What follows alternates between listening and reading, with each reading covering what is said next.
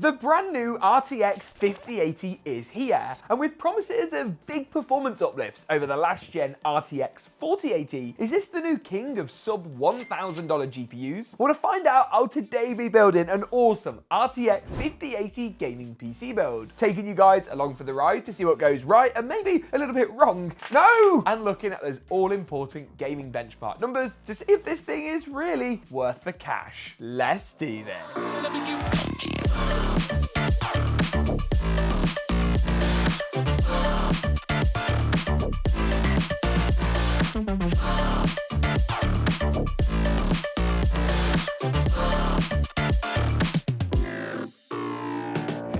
Now I'm going to start off straight away by looking at the RTX 5080 and then run through the benchmark numbers, because we've already tested this card and know exactly how it performs. The 5080 uses the same cooler design as the RTX 5090, making it an identical size. This cooling design that NVIDIA have created is actually pretty cool. You can see we've got a fan on both sides, but unlike other cards on the market, it blows straight through the rear, and the PCB has been shrunk to a small square in the middle. Very clever. Now, compared to the RTX 5090, the 5080 features a trimmed down set of specs with less CUDA cores, less Tensor cores, less RT cores, and quite a lot less video memory. You're only going to get 16 gigabytes on the 5080. It is GDDR7, very quick memory, but it is half what you'll find on the 5090. Does this have an impact on performance? We're going to come on to that in just a second. One thing about the RTX 5080 that pleases me straight away is the price. NVIDIA say this is going to retail for a $999 MSRP, and while yes, that is a lot of money for a graphics card, it's $200 cheaper than the RTX 4080 launched for when it first arrived on the scene, and the same price as the 4080 Super. I think NVIDIA have realized that $1,200 is a little excessive for the MSRP, and I think that makes this thing pretty competitive. Now, our performance numbers basically show this being better than a 4080 Super, but less powerful than an RTX 4090. On average, at 4K rasterization, we were seeing just over 12% performance uplift versus the 4080 Super, and more like 14 to 15% uplift over the non-Super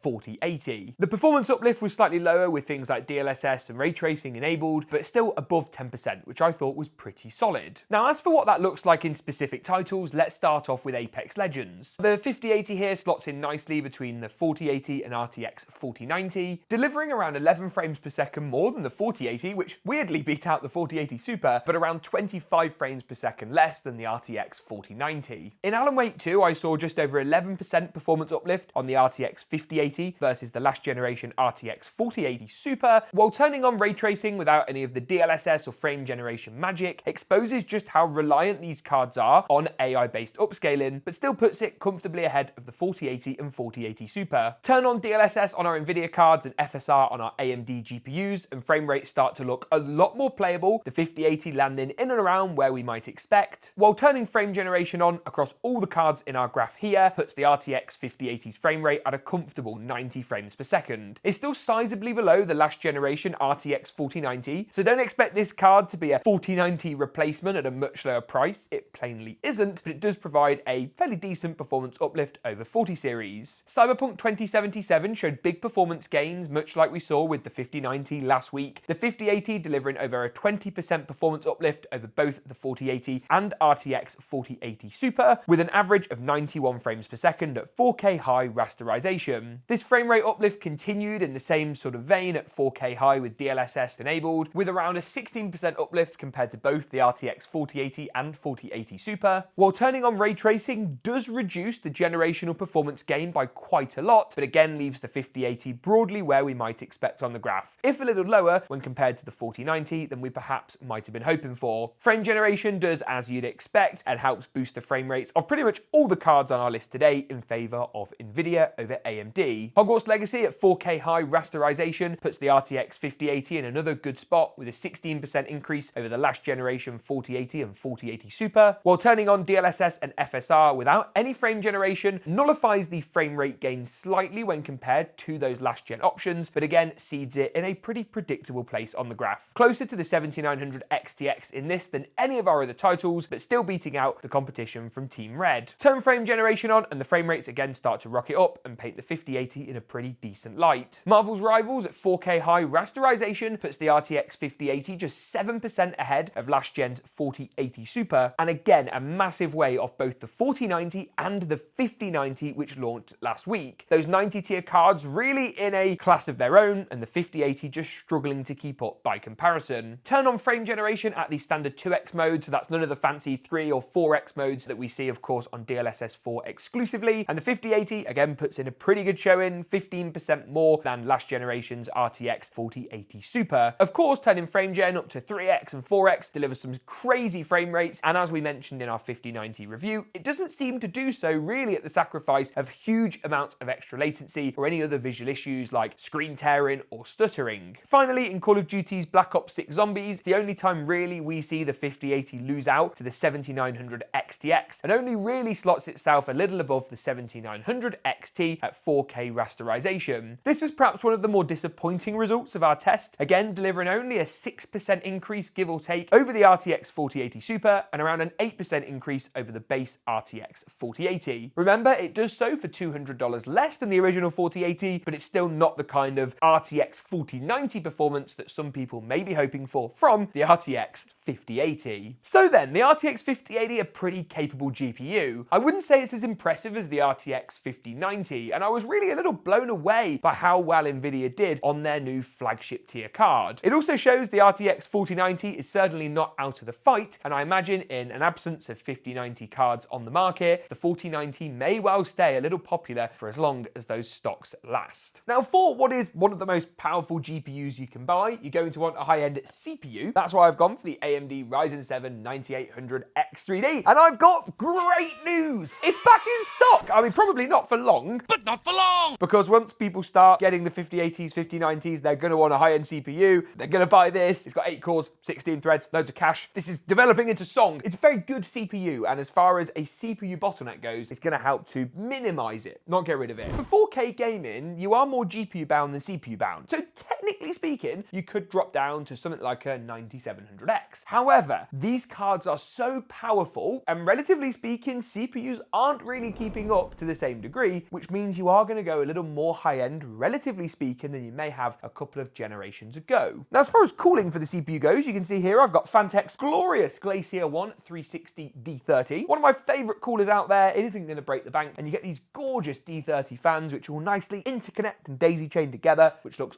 awesome. RAM, I've gone for 32 gigabytes. I am actually waiting for a 6000 megahertz kit to land, which I'm going to swap out for the purposes of any benchmarks. You'll see this is only a 5600 kit, which is a little too slow for my liking. Storage-wise, I've found it. The Samsung 990 Pro is a 2TB drive. Now, this is only Gen 4, it's not Gen 5, so it's not the quickest thing in the world, but it isn't going to give us any bottlenecking from a storage point of view for our GPU and CPU combo, so that's fine. If you've got more money to spend, a Gen 5 drive is the route you want to go down. In my 5090 build, I used a Gen 5 drive, but in this system, I want to try and preserve a little bit of the cost, even if we're still spending a decent amount of change. The motherboard is another good example of that. I've gone for the X870 Eagle Wi-Fi 7. This particular board from Gigabyte is really quite nice because it's just a bit more simple and fits in with the colour schemes we're going for in the build. Despite the fact it's not an extreme SKU, E for extreme previously denoted PCI Gen 5 support, it does have Gen 5 support for both the SSD and crucially the GPU. We're going to definitely need that GPU support in this build. You don't need to worry. AMD have made Gen 5 a far more standard feature on their non-extreme chipsets this time around. A quick look at the connectivity on the back of the board, and you can see it's a little more simple than some boards. We've still got plenty of USBs, some USB-Cs, and a 2.5 gigabit Ethernet. But you lose things like a 10 gig Ethernet, optical audio out, and some extra Thunderbolt 4 ports. So in this system, a few sacrifices to be made, but it comes at the benefit of a great price point. It's also not really going to affect gaming performance in basically any way, so it's fine. It's just completely fine. I'm going to talk about the case and fans from a distance. I've gone for Phanteks glorious NV5. A lot of dual chamber builds out there at the moment. I feel like I wanted to do something a little bit different. This still gives us the fish tank aesthetic, but crucially with better build quality than something like a Corsair 3500X. Not that I'm throwing shade on Corsair, I'm just saying that this, as far as build quality goes, is top tier. I've also picked up some extra Phanteks D30 fans, and for power, I've gone slightly slightly overkill. Any money I've saved on the board, I've put in the power supply RM1000X. It's ATX 3.1. Technically speaking, you've got about a 350, 360 watt TGP on the 5080. You could probably get away with an 850, but I'd rather recommend the 1000, especially if you go in for a higher power consumption CPU, or even something that's got a few more cores than our Ryzen 9800X3D. So I think with that, shall we build a gaming PC and start off, of course, by getting the motherboard assembly ready to go. First thing I'm going to do is install the CPU into the CPU socket. Of course, I mean, what else would I do at this stage? Drop that into place, get it all lined up, socket cover, and we're good to go. RAM is then an easy next step. I'm going to be using the second and fourth slots in the build today. 32 gigs should be okay for our 5080. I went for a 48 gig pairing in our 5090 build, but again,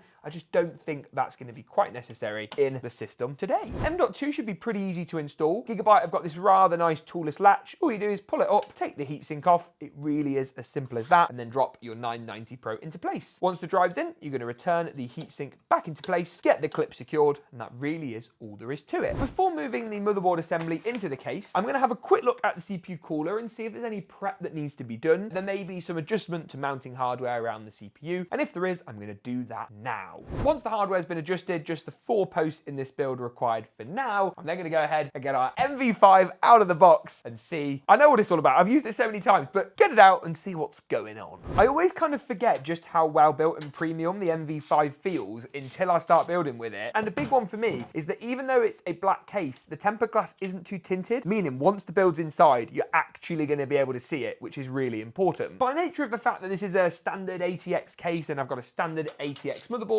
all the standoffs and stuff are going to be in the right places. I'm going to just take all the panels off now while they're easy to access, just to make things like CPU cooler install and stuff a little easier later down the line. Now, by virtue of the fact this is an ATX case and I've got an ATX board, installing it's really easy. The standoffs are in the right locations, and you just need to use the box of included screws to secure the board into place. Next up then, I'm going to do the CPU cooler, and while I'm here, I'm also going to do the fans. So I've picked up a few extra Phanteks D30 of a few different varieties. So I've got a regular fan for the rear exhaust. I've got 3 reverse fans, which are going to go on the side intake. And then I've also got another regular fan, another 3 regular fans, which I don't think I need.